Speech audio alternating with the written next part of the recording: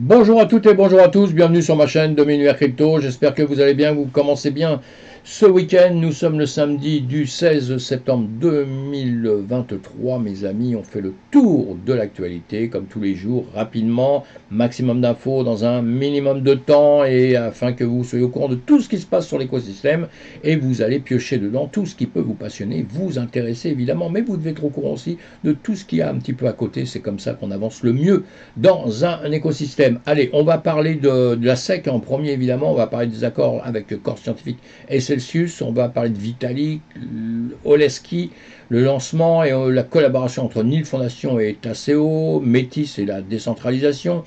Hagen Labs, qu'est-ce qu'on va parler de quoi encore Friends Tech. Voilà, allez, on survole tout ça, on voit tout ça, je vous mâche un petit peu le travail, hein, évidemment, encore une fois, et juste pour vous dire que vous allez approfondir ça si vous en avez envie. Un peu plus, on a un BTC à 26 523, un ETH à 1637, voilà, on peut faire beaucoup mieux, évidemment, hein. On va regarder un petit peu, voilà, allez, je avance sur un graphique, sur les graphiques, je vous fais d'autres vidéos comme ceci où on peut apprendre à voir les points d'entrée, les points de sortie, comment le marché se comporte, c'est la meilleure des choses au monde d'apprendre un peu à lire les graphiques, hein. Donc si vous souhaitez le faire, vous me suivez, vous verrez que je vais vous apprendre à lire tout ça tranquillement. Je vous ai fait une autre vidéo donc hier où je vous ai expliqué un peu ce que le marché faisait actuellement et je crois qu'il fait ce que j'ai pensé qu'il allait faire. Bon, donc tout va bien, on va continuer comme ça, je ne vais pas m'étendre plus là-dessus. La SEC, on parle de la SEC à longueur de temps, on ne peut pas s'en passer, hein. Quand c'est pas pour une chose, c'est pour une autre chose, mais c'est tout le temps pour les réglementations, ou alors après des procès en cours, etc. Et là on parle de Binance, ils ne sont pas contents contre Binance, Binance US, ils ne sont pas contents contre Binance US parce qu'ils demandent beaucoup de documents et tout, et eux leur ont donné qu'apparemment une petite partie, 220 documents apparemment, ils n'en ont pas assez du tout, donc ils ne sont pas contents, ils le font savoir. Bon, pour l'instant on va suivre ça de près, hein, il n'y a pas de grand chose à dire d'autre,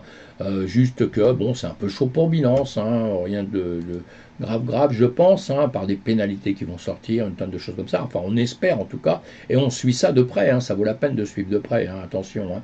Et là, on va parler de corps scientifique, voilà, corps scientifique, et puis Celsius des faillites, hein, on se souvient qu'il y a eu des faillites là-dessus, hein. En tout cas, bon, pour l'instant, et ça continue toujours, parce qu'ils ont déposé, ils avaient déposé des demandes, tout ça, c'est en cours actuellement, et là, on a Corps Scientifique qui a accepté de vendre son centre de données de minage de Bitcoin au Texas à Celsius. En retour, tous les litiges existants entre les deux sociétés seront réglés pour une contrepartie en espèces de 14 millions de dollars sous réserve de l'approbation du tribunal. Bon voilà, ça c'est une news, hein. Si vous voulez en savoir plus, vous êtes sur mon Discord, je vous ai fait un petit commentaire là-dessus, donc avec pas mal d'infos derrière, et vous pourrez voir tout ça. Sinon vous allez aussi voir les liens que je vous mets évidemment sous la vidéo, hein. Vous aurez aussi des news avec ça, évidemment. Moi je lis plein d'articles, hein, un petit peu partout, je vous mets en lien, je vous mets toujours ce qui me paraît le plus pertinent, et après je vous fais un peu mes commentaires, tout ça évidemment, et sur Discord vous me retrouvez, c'est gratuit, hein, il n'y a pas de problème,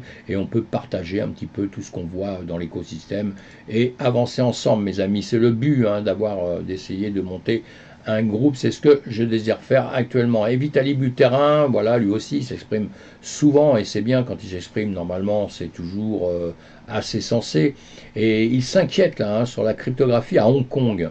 Bon, voilà, il y a quelqu'un, Johnny NG, qui l'a invité à une visite éclairante. Voilà, le cofondateur, il s'inquiète avec ce qui se passe toujours à Hong Kong, on l'a bien compris depuis longtemps.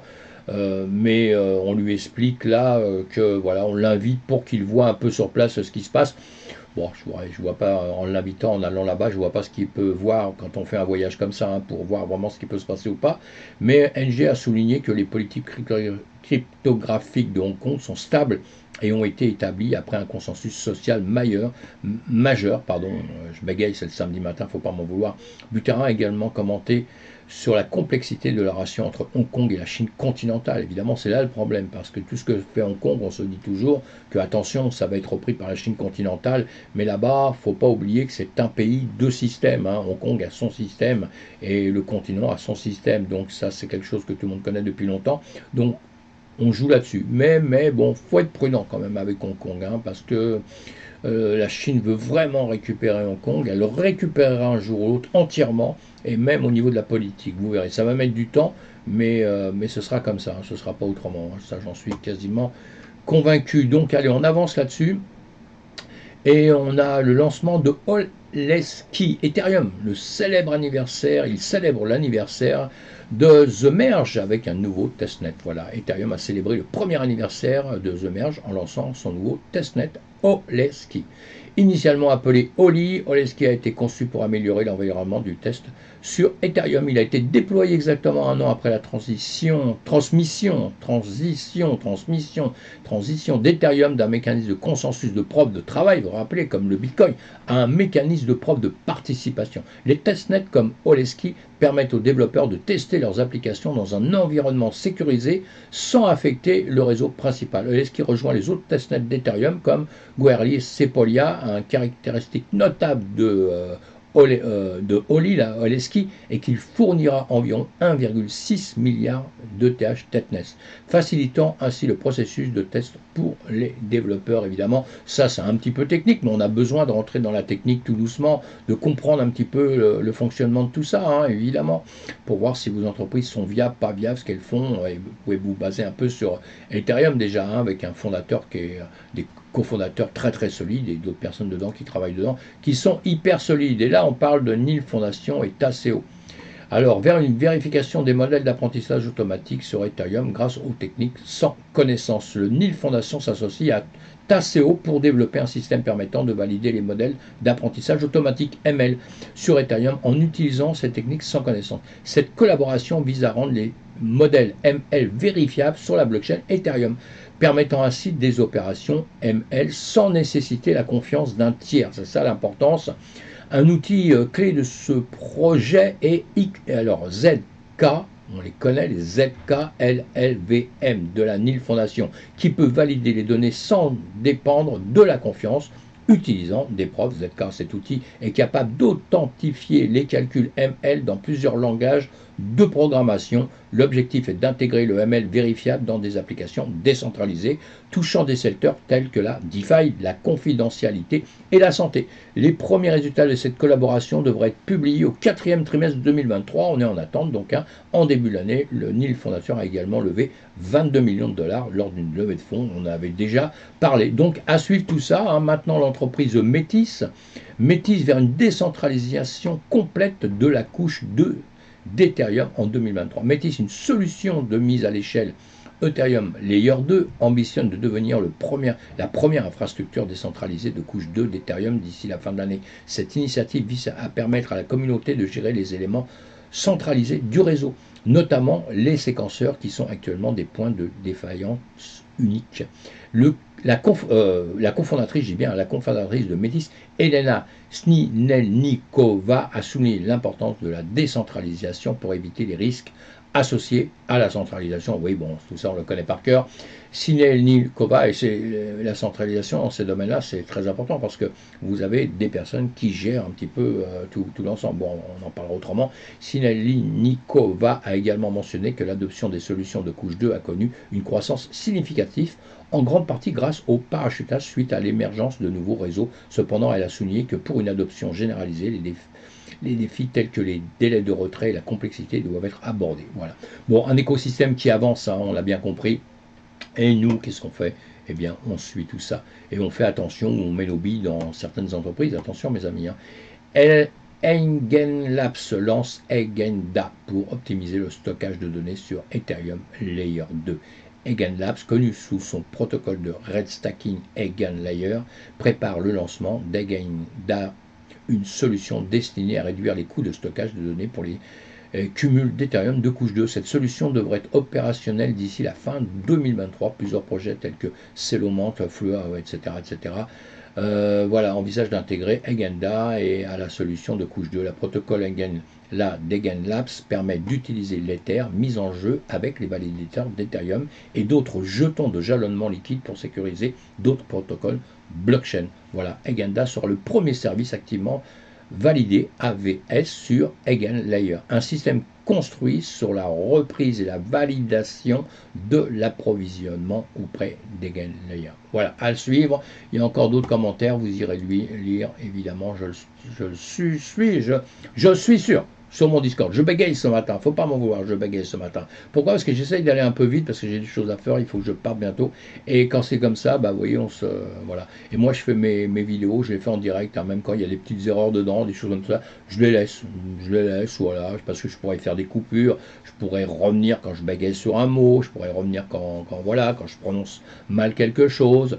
Mais bon, quelque part, je me dis, ce serait pas moi, hein, faut me prendre avec et sans mes défauts aussi. Hein. J'ai des défauts, mais j'ai aussi des qualités. Bon, on les cherche, il paraît. Non, allez, je suis en train de déconner. Hein. Ma qualité, mes gros défauts, c'est que je suis toujours en train de déconner souvent, et ça, c'est grave. Hein. Même dans des cas très sérieux. Pourquoi? Parce que j'ai appris avec le temps. Il faut toujours, même quand tout va mal, mes amis, hein, même quand vous êtes au fond du gouffre, comme on dit, hein, vous avez fait des erreurs dans votre travail, dans votre trading, ou dans la vie, ou tout ça, et vous êtes vraiment au fond du truc, il faut toujours avoir un moment où on a une étincelle, où on se dit, allez, ça va repartir, ça va être génial, et donc de temps en temps, il faut des petites pointes d'humour. L'humour, ça sauve, pour moi, ça sauve la planète. L'humour, ça sauve la planète. Hein.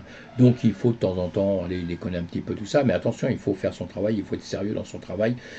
Et surtout, alors si vous faites du trading, tout ça, il va falloir être hyper sérieux, il va falloir apprendre comme il faut, hein, justement, il faudra bien apprendre, bien comprendre, et après on met en œuvre, on met en application tout ce qu'on a compris. Hein, et on ne le fait pas avant, sinon on va perdre tout l'argent qu'on veut. Et la crypto, c'est pareil, sans faire de trading, on ne va pas acheter des crypto-monnaies sans les avoir compris. C'est pas parce qu'une crypto monte d'un seul coup qu'il faut aller l'acheter. Hein, on l'achète si on a compris à quoi elle sert. Allez, je finis avec quoi? Frintech. Oui, Frintech. Allez, une plateforme sociale connaît une croissance rapide, surpassant même Ethereum en termes de revenus quotidiens. La clé supérieure de Frintech, détenue par le cofondateur pseudonyme Racer, vaut désormais près de 40% du prix plancher de la collection NFT de Bored Ape Yacht Club. En 24 heures, Frintech a généré des revenus de 1 million de dollars, surpassant Ethereum qui a gagné 406 000 dollars. La plateforme fonctionne sur une base de chaîne de couche 2 incubée par Coinbase, augmentant considérablement les utilisateurs actifs quotidiens. Les clés sur Frintech représentent des versions tokenisées des partages dans les profils des utilisateurs, offrant l'accès au contenu de ces utilisateurs, la possibilité de lui envoyer un message. L'application sociale a gagné en popularité parmi les utilisateurs de X, avec des membres notables comme PDG Y Combinator, Gary Tang et le joueur de NBA Crayon Allen. Bien que l'application ait connu une baisse après son lancement initial, ça comme toujours, elle a connu une résurgence récente avec des records dans le volume des transactions, les frais et la valeur totale bloquée. Allez, vous allez voir tout ça, ce que c'est, si vous ne connaissez pas. Et puis voilà, hein, moi je vous dis pas de rentrer dans quelque chose. Hein. Je vous dis ce qui se passe dans notre écosystème, ce qu'on est en train de publier.